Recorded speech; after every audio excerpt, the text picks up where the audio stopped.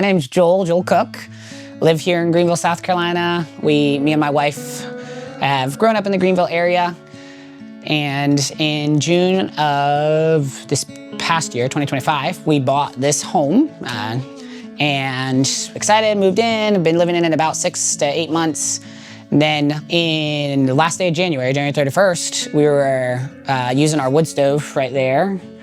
And somehow, we don't really know for sure how, but somehow the fire that we had going in the wood stove spread to the attic and caused a lot of damage throughout the house. So thankfully she was safe. She was here as it was happening, which was pretty scary. So I got the fire started in the wood stove that morning, and it was actually snowing that day, which is kind of cool. I don't know if you're a Greenville local, you'll probably remember, we don't get a ton of that. So it was the day the snowstorm happened. A couple weeks before that was the ice storm, but this was the snowstorm. So that morning I had gotten the fire going and had got it kind of built up for Rebecca, and I went off to a Bible study that morning, and then she came out later that morning and was just sitting out here, and she started to hear something, and it was coming from the roof, and took her a few minutes, but eventually was like, okay, I need to check that out. So a couple minutes later, she went to the back of the room and noticed a lot of smoke in the back of the house. And from there, she started trying to figure out what was going on. She tried to call me, I didn't answer. But long story short, that was when she started to figure out something's really wrong, called the fire department. They came in after probably about 10 or 15 minutes that they actually arrived on site. And from there, I think they did a lot to put the fire out, tore a lot of the ceiling down and sprayed everything up in the attic, because that's where most of the fire was. And then eventually they came and actually sprayed out the chimney where it started. So yeah, I mean, the whole process was really fast. The fire moves fast. So from her noticing something to them putting it out was probably about an hour.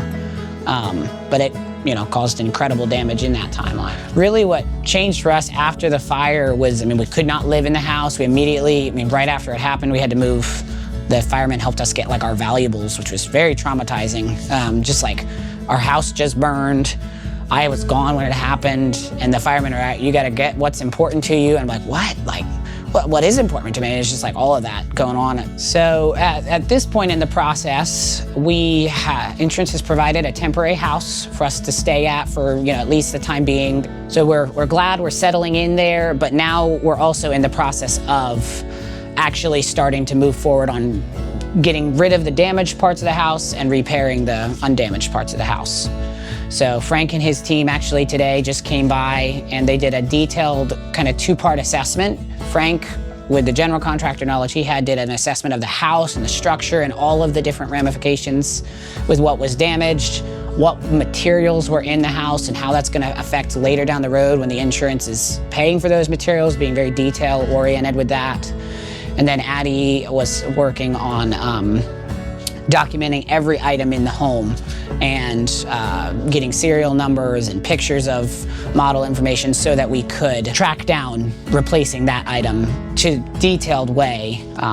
So that's kind of where the process is out now. We're still waiting on more red tape and insurance to give approval for certain pieces. So there's a little bit of a delay in actually getting started on work. But their team has done a great job of everything we can do right away. They've already been doing it, which is going to help the process later on be smoother. We're right at the beginning of this journey, but in the future, we would love to stay in this home for a good long while. Me and my wife are expecting our first little one, so we want to bring little one home here. That's exciting.